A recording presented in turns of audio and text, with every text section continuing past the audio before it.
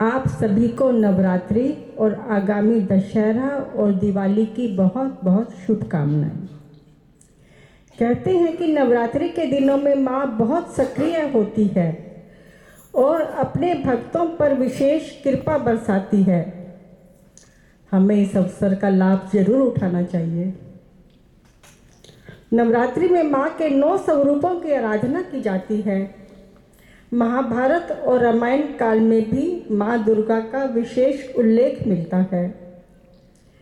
माँ का पहला स्वरूप है शैलपुत्री। यह आधारभूता स्वरूप है। छोटे शिशु की तरह से अपने पिता के नाम से ही जानी जाती हैं। ये हिमालय की पुत्री हैं। द्वितीय अवतार है माँ ब्रह्मचारिणी। ये माँ का तपस्विनी का रूप है। उनके एक हाथ में कमंडल है और दूसरे में माला है।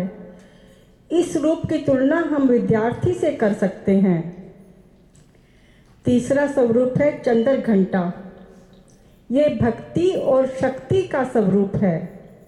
इस रूप में अब माँ हर तरह के संघर्ष के लिए तैयार हैं। उनके किसी भी स्थिति का सामना कर सकती हैं वो।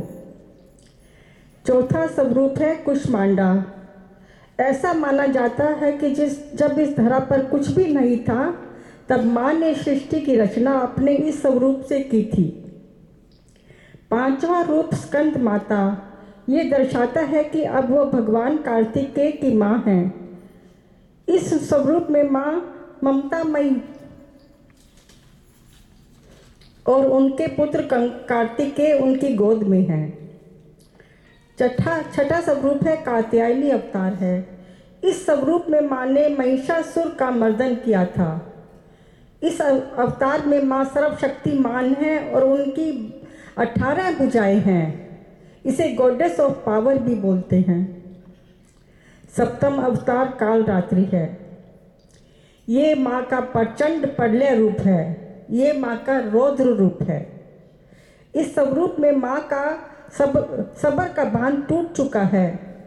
इस रूप में माँ ने रक्त बीज, चंडमुंड और अन्य असुरों का वध किया था। कहते हैं कि इस रूप में माँ इतनी रौद्र हो गई थी कि भगवान शिव को आना पड़ा था उनको शांत करने के लिए। ये माँ का सबसे विकराल रूप है, जो दर्शाता है कि जहाँ एक स्त्री एक शिशु को जन्म दे सकती है, वहाँ एक वो रौद्र रूप भी धारण कर सकती है। अष्टम अवतार है महागौरी। ये माँ का पूर्ण रूप है। ये अत्यंत प्रेम पूर्वक स्वरूप है, जो पूर्णतया अपने पति और बच्चों को समर्पित है। नवम सिद्धिदात्री। इस स्वरूप में माँ ने ब्रह्मांड की हर वस्तु को जान लिया है। इस रूप उनके भक्त उनसे कुछ भी मांगे, लौकिक और परलौकिक, वो सब कुछ देने में समर्थ हैं। ये माँ का पूर्ण अंतिम असीम रूप है। भक्तों को पूर्ण कृपा बरसाने वाला है और ये अत्यंत दयावान रूप है। नवरात्रि में सरल हृदय से, शुद्ध विचारों से माँ की पूजा करें और माँ जरूर सुनती हैं। कुछ भी भोग लगाएं, थोड़ा सा कुछ भी, कोई फल हो या कोई मेवा हो, और पूजा के बाद आरती जरूर करें। आरती से जो पूजा में कमी रह जाती है वो पूर्ण हो जाती है। और अंत में क्षमा याचना भी मांग लें। या देवी सर्वभूतेषु शक्ति रूपेण संस्थिता नमस्तस्य नमस्तस्य नमस्तस्य नमो नमः। ओम जयंती मंगला काली भद्रकाली कपालिनी दुर्गा क्षमा शिवा धात्री स्वाहा स्वधा नमोस्तुते।